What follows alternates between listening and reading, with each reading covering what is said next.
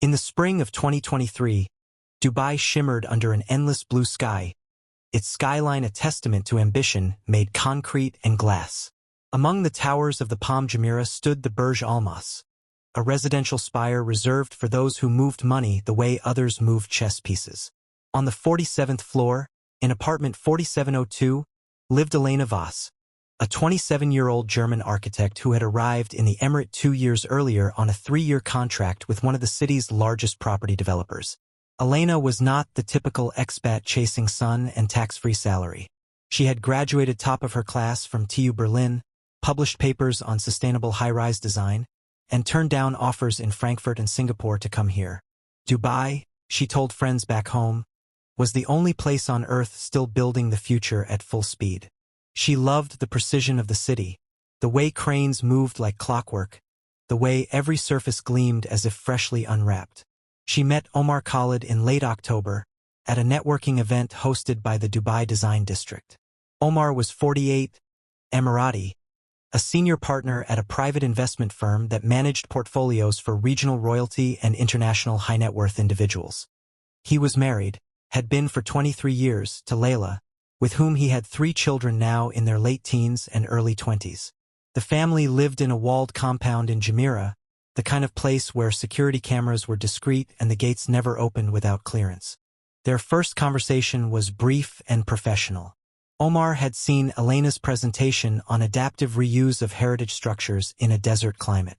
He asked sharp questions about cost overruns and cultural preservation. She answered without hesitation. By the end of the evening, he had her business card and she had his quiet admiration. The messages began 2 weeks later. At first they were polite, work-related, a forwarded article on modular construction, a question about passive cooling systems. Then came invitations to coffee at neutral locations, never his office, never hers. Elena told herself it was mentorship.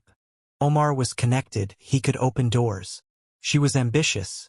She needed allies. By December the meetings had shifted. A late dinner at a quiet restaurant in Al-Quoz, away from the tourist crowds. A drive along the empty stretches of Sheikh Zayed Road after midnight, the city lights blurring past like slow comets. Elena felt the pull and resisted it for exactly 3 weeks before she stopped resisting. The affair was conducted with the same meticulous care Omar applied to his investments. They never appeared together in public places where phones might be raised. Hotels were booked under third-party names through discreet concierges. Gifts were thoughtful but never ostentatious.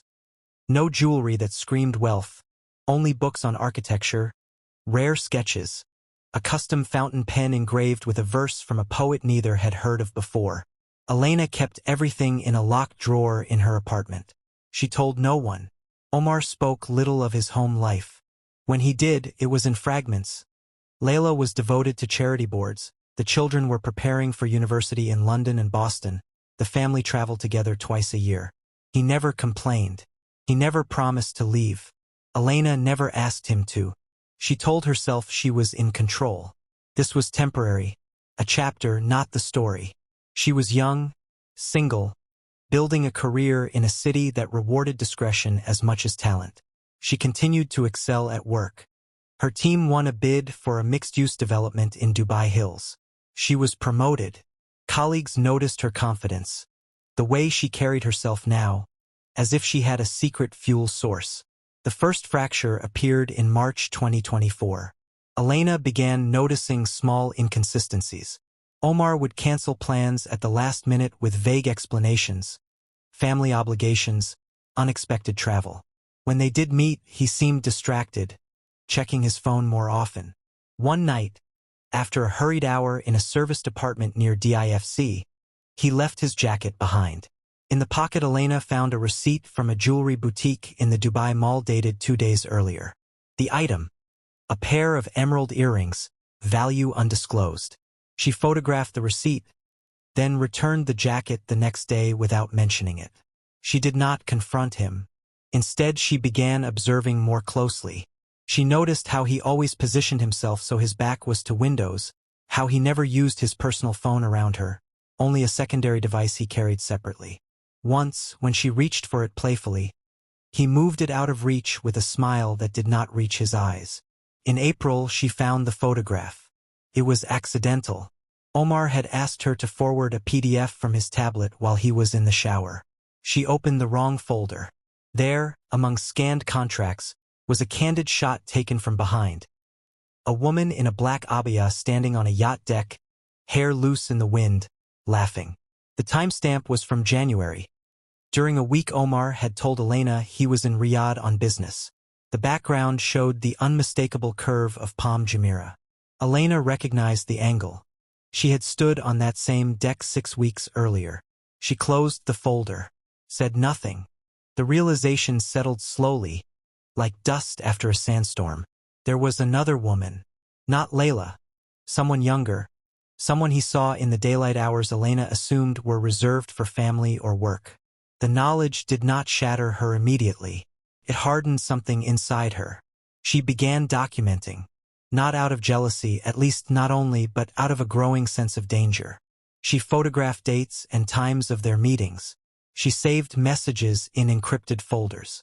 She started keeping a private journal on a password-protected laptop, writing entries in German so no casual reader could understand them. She told herself it was insurance. In a city built on appearances, truth was the rarest currency. By June, the tension had become palpable. Omar grew colder, more controlling. He asked questions about her schedule, her colleagues, whether she had mentioned him to anyone.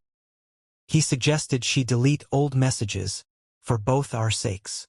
Elena complied outwardly while backing everything up to an external drive she kept in a safe deposit box at her bank.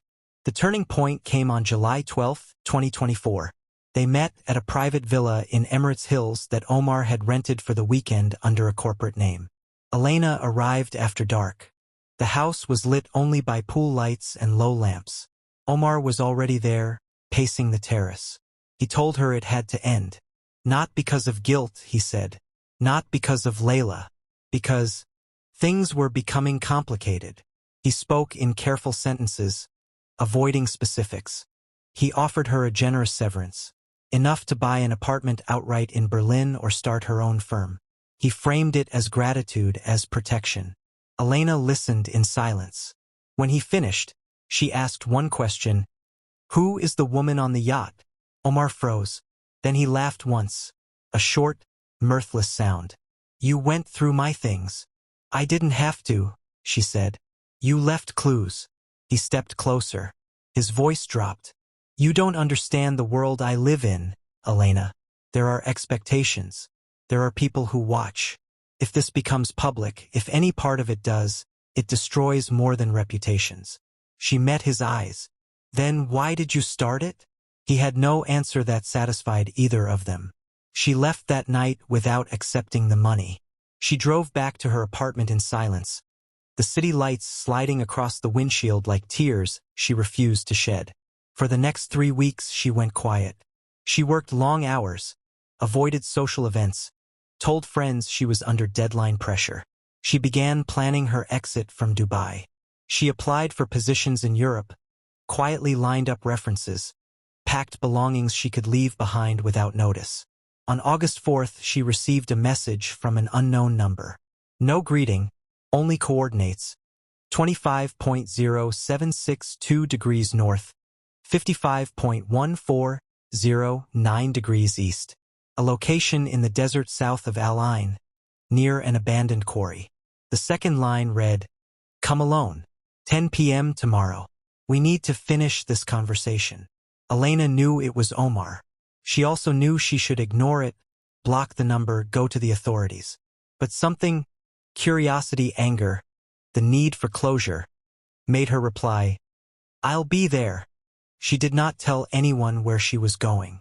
She left a sealed envelope with her closest colleague at work, instructions not to open it unless she failed to return by the following evening.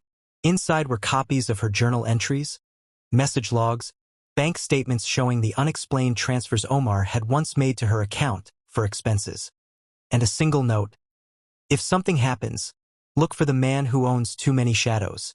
The drive south took 90 minutes. The city gave way to highway, then to empty black road flanked by dunes. Elena parked at the coordinates under a half moon. The quarry was a vast scar in the earth, silent except for the wind moving over loose stone. Omar was waiting near the edge, dressed in dark clothing, no car visible. He looked smaller in the moonlight. "You came," he said. "You asked." He stepped forward. "I need you to understand. This isn't personal. It's survival." Elena kept distance between them. "Whose survival?" "Mine. My family's. The firm's. There are investors who don't forgive exposure." She felt the first real chill. "What did you do, Omar?" He looked away, toward the dark horizon. "I moved money. A lot of it. Not all of it clean. You saw enough to guess." She had suspected financial irregularity from the inconsistencies in his schedule, the offshore calls, the way he spoke of repositioning assets. But hearing it aloud was different. "You used me," she said, "to look legitimate. The architect on your arm at events. The expat success story. You were never just that," he said quietly. "But yes, you helped the optics." Elena took a breath. "And now you leave. Quietly. Take the money I offered. Start over. Or..." He let the sentence hang. "Or what?" He didn't answer immediately. Instead, he reached into his jacket. Elena tensed, expecting a weapon. Instead, he pulled out a USB drive. "Everything you think you know is on here," he said. "Bank records, emails, transfers. Enough to ruin me if it surfaces. But also enough to ruin you. They'll say you were complicit. That you knew. That you profited." She stared at the drive in his hand. "You're trying to blackmail me into silence." "I'm trying to protect us both." Elena stepped back. "I'm leaving Dubai next month. You'll never see me again." Omar's expression changed, something colder settling in. "That's not how this works." He moved toward her. What happened next unfolded in seconds that felt stretched thin. Elena turned to run toward her car. Omar lunged, grabbing her wrist. She twisted free, stumbled on loose gravel, fell hard against a boulder. Pain flared in her shoulder. Omar stood over her, breathing hard. "I didn't want this," he said. Elena looked up at him. "Then walk away." For a moment it seemed he might. Then headlights cut across the quarry from the access road. A black SUV appeared, slowing. Two men stepped out, neither spoke.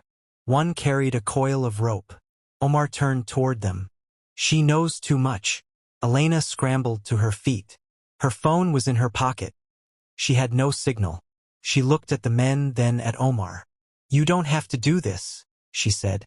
One of the men spoke in rapid Arabic to Omar. Omar nodded once. They moved toward her. What saved her was not courage or luck, but preparation. Weeks earlier, suspicious of Omar's growing paranoia, Elena had installed a small GPS tracker on her own car, linked to an app on her colleague's phone. The envelope she left contained the login details. When she failed to return by the agreed time, her colleague opened it, saw the instructions, and alerted Dubai police. The response was swift. Within 40 minutes, a patrol unit was dispatched to the coordinates from the tracker's last ping. They arrived as the 2M. There was no dramatic shootout. The officers announced themselves. The men froze. Omar raised his hands slowly. Elena, bruised and shaking, was pulled behind a patrol car. In the days that followed, the case unraveled methodically. Omar Khalid was arrested on charges of attempted kidnapping, coercion, and, once investigators dug deeper, multiple counts of money laundering tied to shell companies routing funds through Cyprus and the British Virgin Islands. The USB drive he had intended to use as leverage contained encrypted files that forensic teams cracked within 72 hours. The evidence chain was damning. Elena cooperated fully. She provided her journal, message logs, bank records. She testified in closed sessions, her identity protected under UAE privacy laws for victims of coercion. She never sought publicity. She simply wanted to leave. Omar's wife, Layla, filed for divorce the week after his arrest. The children distanced themselves publicly. The firm collapsed under regulatory scrutiny. Several high-profile clients withdrew funds overnight. Elena left Dubai on September 15, 2024. She flew to Berlin with one suitcase and the external drive containing her evidence copies. She accepted a position at a sustainable design firm in Copenhagen the following spring. She does not speak of Omar. When friends ask why she left so suddenly, she says only that the city had started to feel too small. In the desert south of Al Ain, the quarry remains empty. Wind erases tire tracks within hours. The moon still rises over the same scarred earth, indifferent to what happened beneath it. Some stories end not with justice served in full, but with survival. Elena Voss walked away, not unbroken, but alive.